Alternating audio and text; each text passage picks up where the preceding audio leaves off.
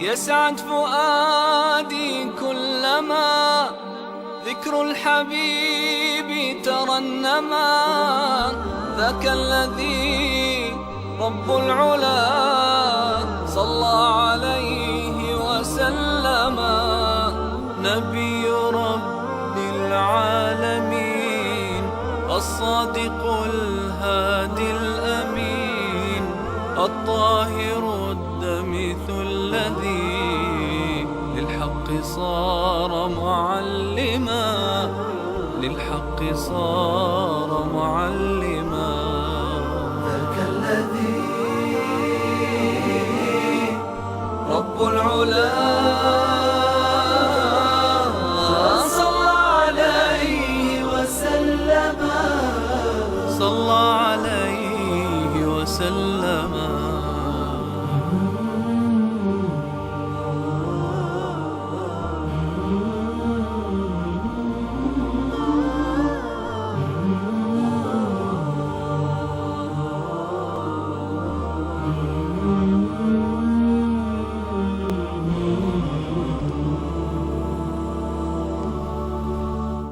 قريش بدأت تخاف من دعوة النبي صلى الله عليه وآله وسلم، فدعوته الجهرية بدأت تنتشر وبدأت تؤتي ثمارها.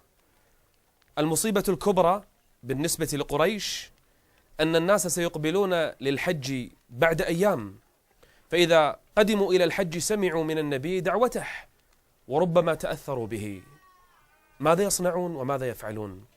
نادوا رجلا عندهم اسمه الوليد ابن المغيرة، قالوا: يا وليد، سمعت ما فعل محمد بنا، ورأيت ماذا فعل بالأخ وأخيه والابن وأبيه، قل فيه قولا تسمعه عنك العرب وتنقله عنك.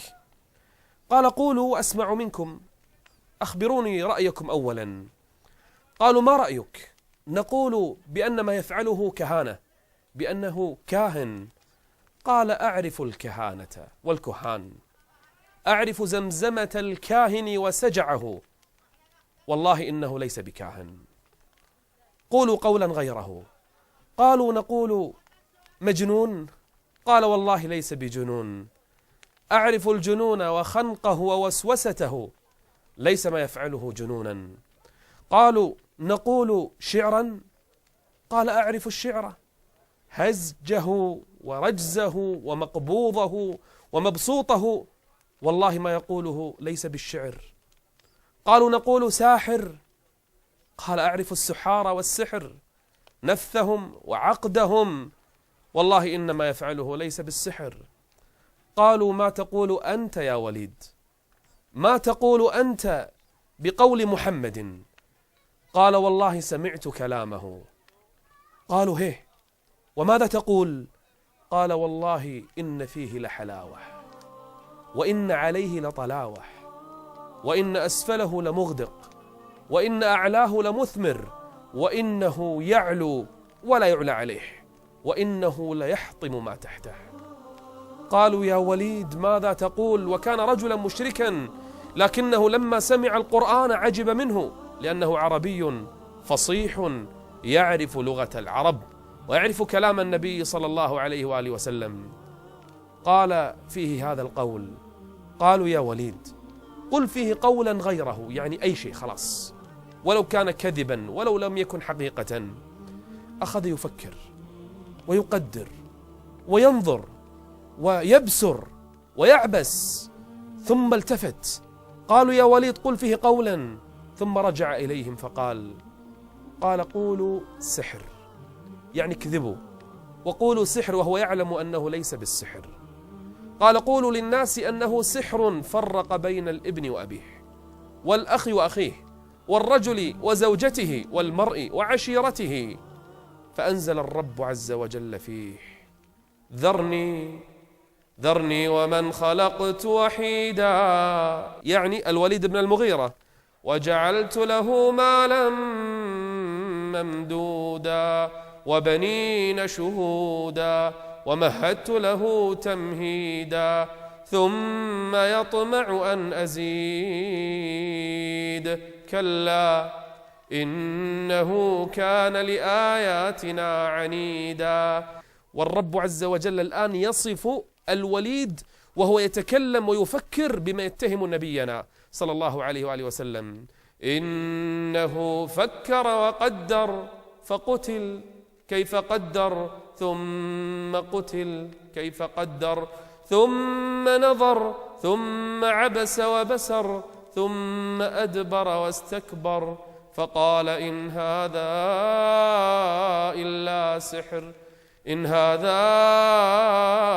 إلا سحر يؤثر إن هذا إلا قول البشر. قال الرب عز وجل في الوليد سأصليه سقر وما أدراك ما سقر لا تبقي ولا تذر. فإذا بكفار قريش يصدقون الأمر ويأخذون هذه التهمة وينشرونها بين الناس، والوفود قدمت إلى الحج والنبي يقدم إلى خيامهم، أبو بكر معه يفتح خيمة يقول أيها الناس قولوا لا إله إلا الله تفلحوا، من يؤويني أبلغ دعوة ربي فإن قريشا منعتني أبلغ دعوة ربي. وخلفه أبو لهب يقول ما عليكم منه إنه ابن أخي إنه مجنون. فنشرت قريش في الناس أن هذا الرجل ساحر يفرق بين الأب وابنه والأخ وأخيه، تهمة اتهموا بها نبينا محمدا، لكن أنى لهم أن يغلبوا بتهمتهم هذه.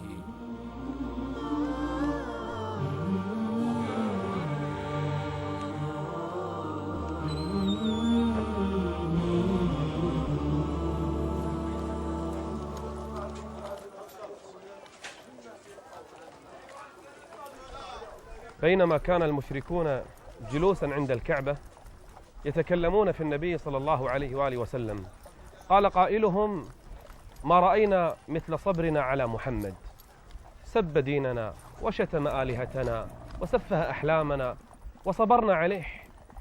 بينما هم يتكلمون عليه إذ طلع عليهم عليه الصلاة والسلام واتجه إلى الركن فاستلمه عند الكعبة، ركن الكعبة الحجر، ثم بدأ بالطواف لا يبالي بأصنامهم ولا يبالي بهم، بأبي هو وأمي عليه الصلاة والسلام، كان يعتز بدينه وبإسلامه ولا يبالي بالناس. فلما طاف الشوط الأول ومر عليهم غمزوه سبوه وتكلموا عليه ولم يرد عليهم، تغير وجهه عليه الصلاة والسلام. فلما جاء الشوط الثاني الطواف الثاني فإذا بهم يغمزونه ويتكلمون عليه ولم يرد عليهم. فلما جاء الشوط الثالث غمزوه وسبوه فتوجه نحوهم وهم يسبونه ويشتمونه. فلما اقترب منهم سكتوا. قال تسمعون معشر قريش، تسمعون والذي نفس محمد بيده لقد جئتكم بالذبح، لقد جئتكم بالذبح. سيأتي يوم بيننا وبينكم قتال في سبيل الله، جهاد في سبيل الله. يقول الراوي رأيت أشدهم عليه وصاة، يعني سبا وشتما، كأن على رؤوسهم الطير. سكنوا وجمدوا خوفا وفزعا، حتى قال قائلهم انصرف أبا القاسم راشدا فوالله ما كنت جهولا، فوالله ما كنت جهولا. في اليوم الثاني تداعوا مرة أخرى للنبي صلى الله عليه وآله وسلم، فإذا بهم يتكلمون ويحرض بعضهم بعضا على رسول الله، فرأوا النبي عند الكعبة يمشي، فقام أشقى القوم ومسك بمجمع ردائه فلفه على رقبة النبي صلى الله عليه وآله وسلم ثم خنقه. خنق من؟ أشرف الخلق. خنق من؟ خليل الله. خنق من؟ الرحمة التي أرسلها الله للعالمين. خنقه حتى كاد أن يموت عليه الصلاة والسلام. من رآهم؟ أبو بكر الصديق أسرع إليه فدفع الرجل، ضربه ودفعه عن رسول الله، أنقذ النبي. ثم قال أبو بكر أتقتلون رجلا أن يقول ربي الله وقد جاءكم بالبينات من ربكم. فترك الناس المشركون رسول الله ثم اندفعوا إلى أبي بكر يضربونه حتى سقط أبو بكر على الأرض صريعا والدم يسيل منه، وظن الناس أن أبا بكر مات. فحمل أبو بكر إلى بيته وفي الليل وجد أمه ولم تكن أسلمت، قالت: يا بني كل شيئا. قال: والله لا أذوق طعاما يا أمي حتى أرى رسول الله. فاحتمل أبو بكر في آخر الليل إلى النبي صلى الله عليه وسلم في بيته وفي دار الأرقم، فلما دخل انكب أبو بكر على رسول الله يقبله ويبكي. هكذا أوذي النبي صلى الله عليه وسلم. قالوا عنه ساحر، قالوا عنه مجنون، قالوا عنه كاهن، والرب عز وجل يقول: إنا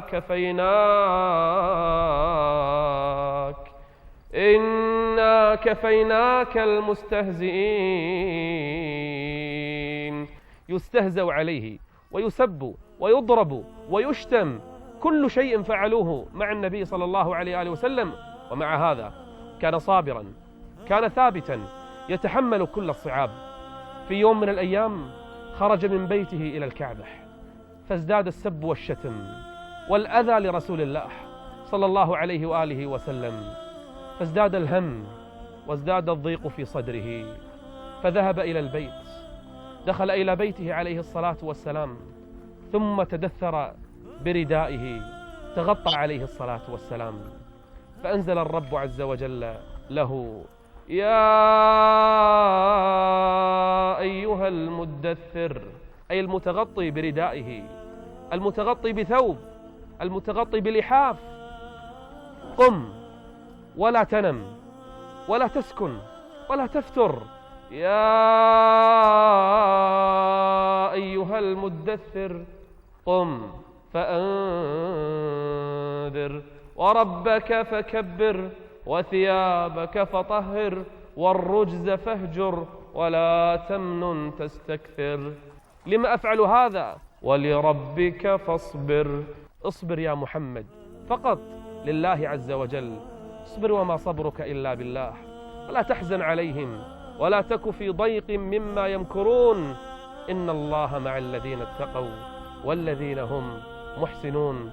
استمر النبي صلى الله عليه وآله وسلم بدعوته، لا يبالي ولا يهتم بأذاهم، يسبونه ويشتمونه حتى عيونهم، وإن يكاد الذين كفروا ليزلقونك بأبصارهم، حتى العين ما سلم منها عليه الصلاة والسلام من أعينهم، لكن الرب عز وجل كافيه وحافظه.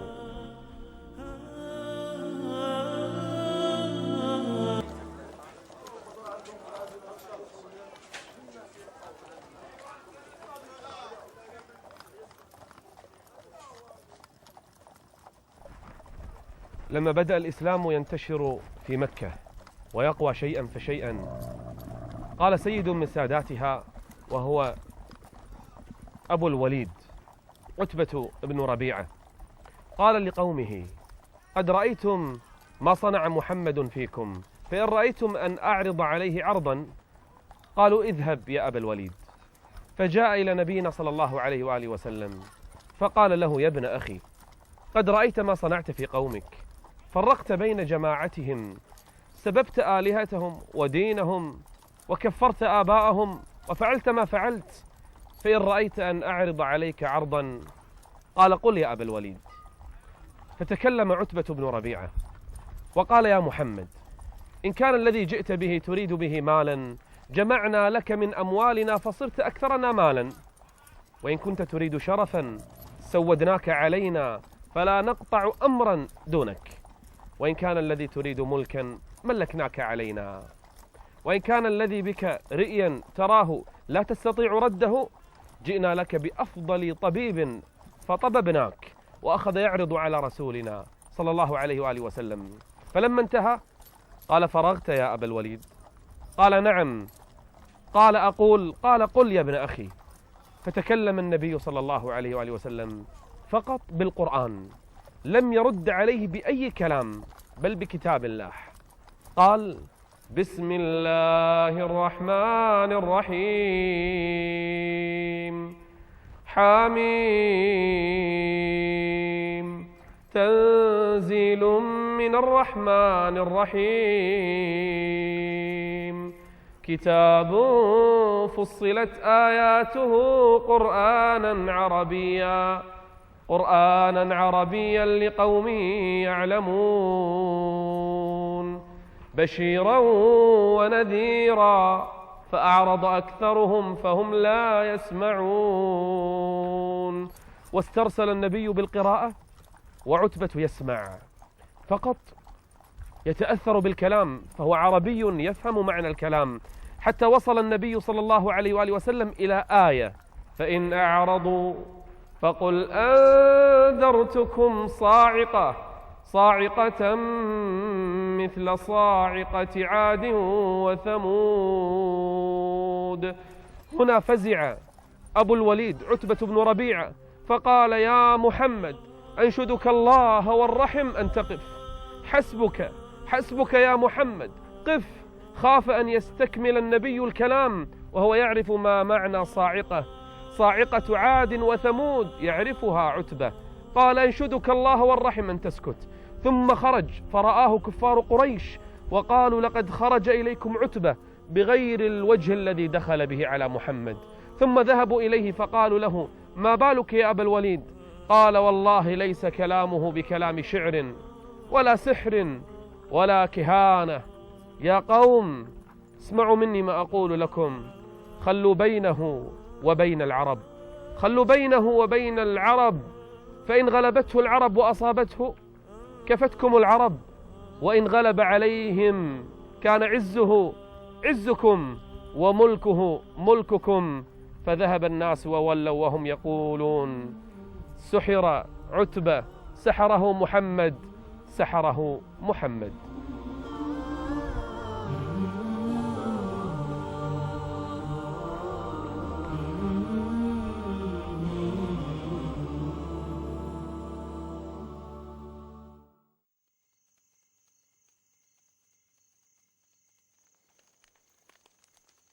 في ليلة من ليالي مكة اجتمع سادات قريش في ظهر الكعبة: عتبة بن ربيعة، شيبة بن ربيعة، النضر بن الحارث، أبو جهل، أبو البختري بن هشام، أبو سفيان، العاص بن وائل، وغيرهم من سادات قريش. فقالوا: لو أن كلمنا محمدا لعله يقف عما يفعل وما يقول. فنادوا محمدا صلى الله عليه وآله وسلم، فجلس بينهم في تلك الليلة في ظهر الكعبة، فقال: ما عندكم؟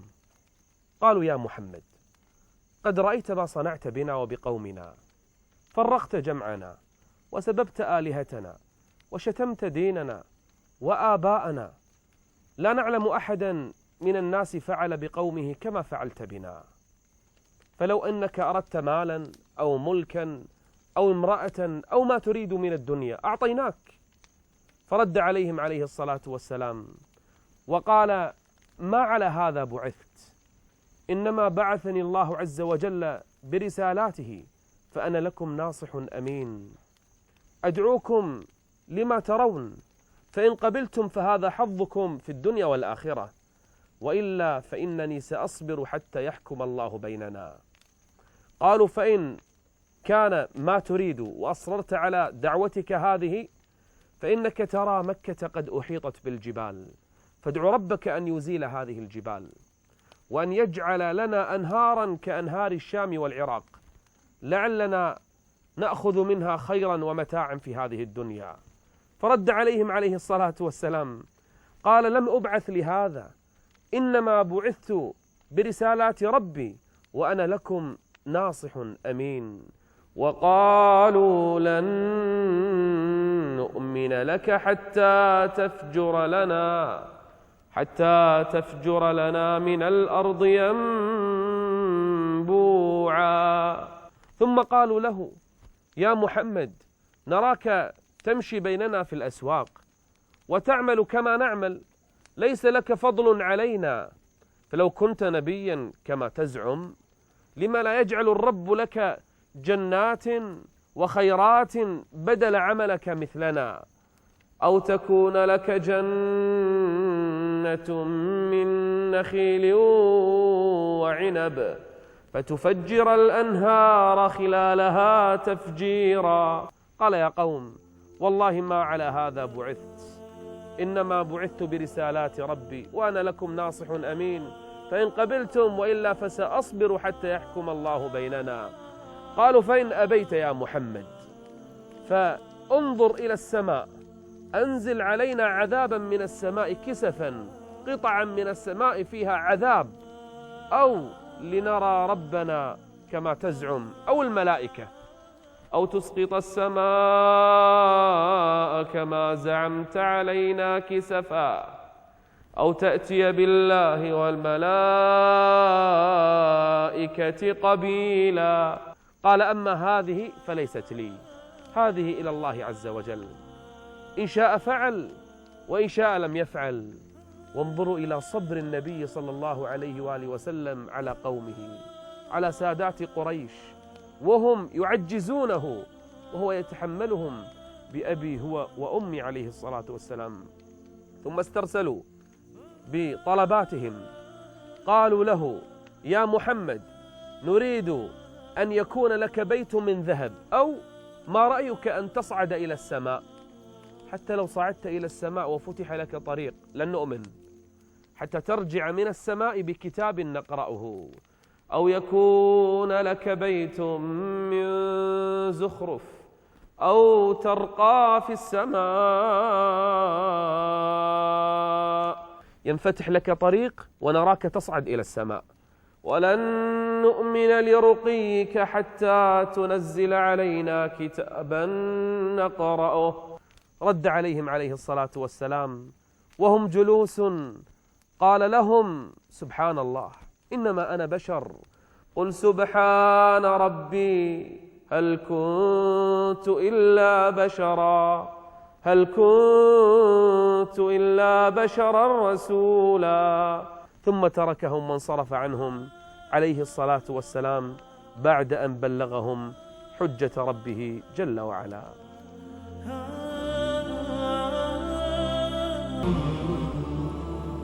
كلما تحدى المشركون رسول الله صلى الله عليه وآله وسلم جاءهم بما يريدون، بل هزمهم عليه الصلاة والسلام بحجته ومنطقه.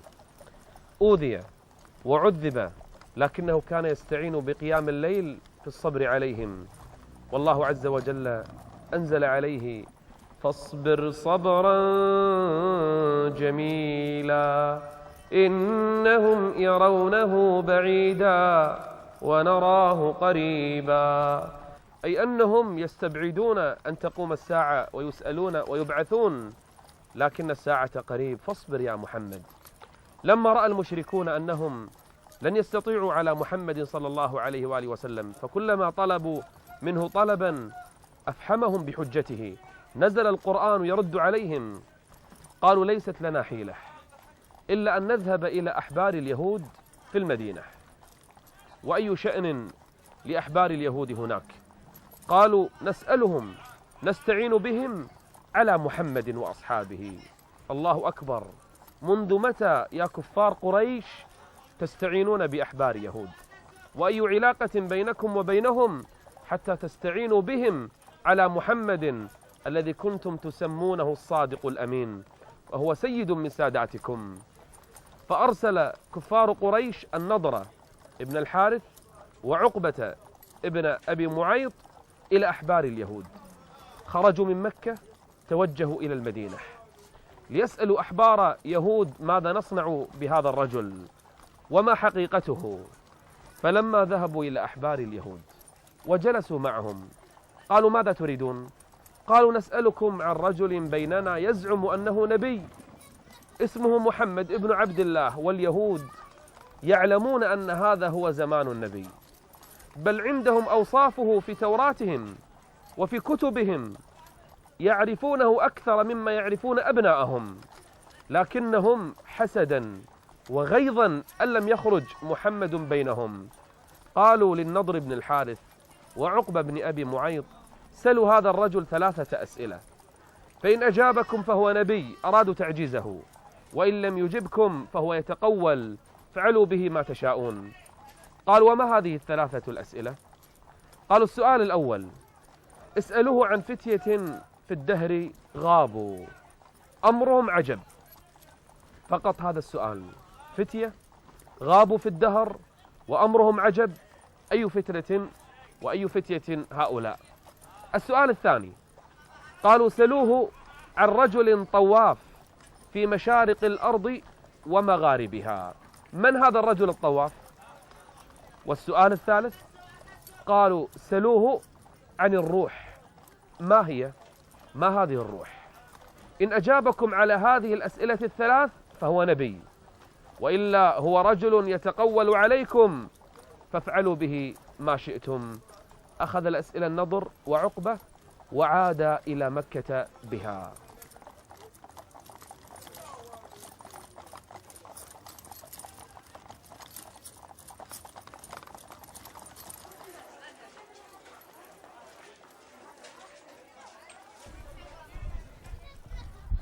جاء الكفار يسألون النبي صلى الله عليه وآله وسلم عن الأسئلة الثلاث: عن الفتية الذين غابوا في الدهر وأمرهم العجب، عن الرجل الطواف في الأرض في مشارق الأرض ومغاربها، وعن الروح.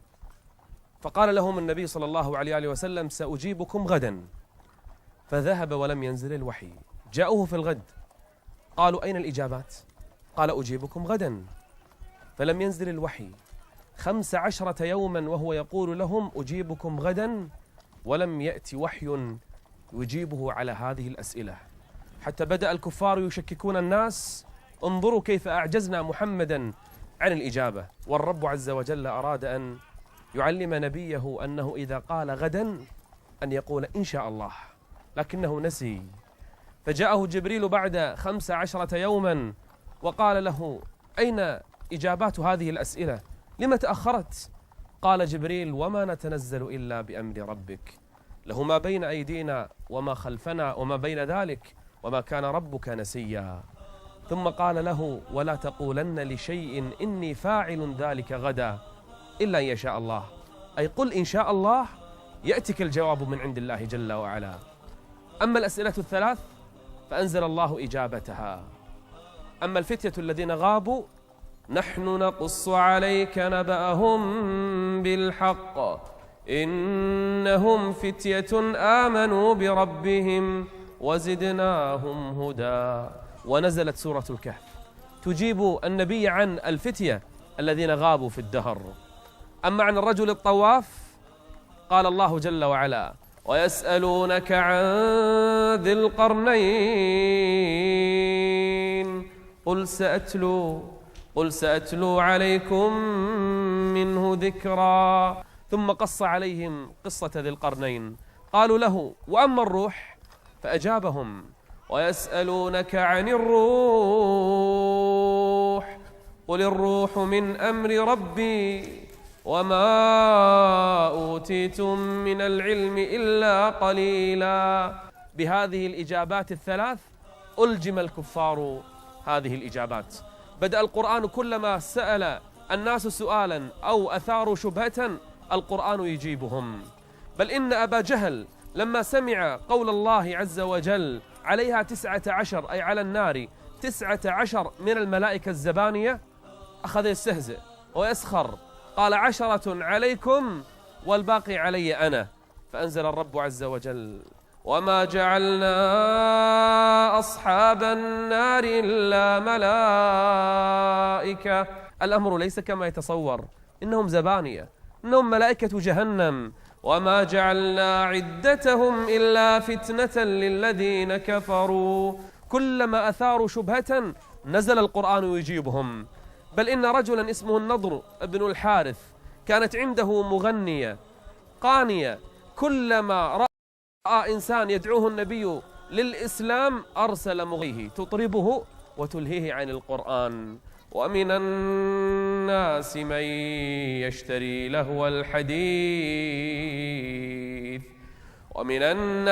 يشتري لهو الحديث ليضل عن سبيل الله. بل أكثر من هذا، كانوا إذا سمعوا النبي يقرأ القرآن أخذوا يصرخون ويتكلمون حتى يشوشوا على الناس سماع القرآن، يعرفون أثر القرآن في الناس. وقالوا: لا تسمعوا لهذا القرآن لا تسمعوا لهذا القرآن والغوا فيه لعلكم تغلبون. ما تركوا شيئا إلا وأثاروا شبهة، وما سألوا سؤالا أو أثاروا شبهة إلا وينزل القرآن يفحمهم. حتى رأوا النبي يمشي في الأسواق ويأكل الطعام، قالوا كيف يكون نبيا ويمشي في السوق؟ كيف يكون نبيا ويأكل الطعام؟ وقالوا ما لهذا الرسول يأكل الطعام ويمشي في الأسواق. الله أكبر، حتى الأكل لا تريدون منه أن يأكل، حتى المشي في الأسواق أنكرتموه عليه. لكن القرآن كان للمشركين بالمرصاد، ولا يأتونك بمثل إلا جئناك بالحق وأحسن تفسيرا.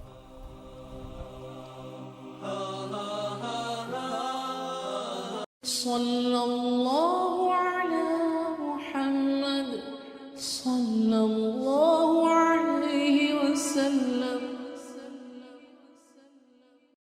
اللهم صل على محمد وآل محمد. اللهم صل على محمد وآل محمد. اللهم صل على محمد وآل محمد. اللهم صل على محمد وآل محمد. اللهم صل على محمد وآل محمد. اللهم صل على محمد وآل محمد.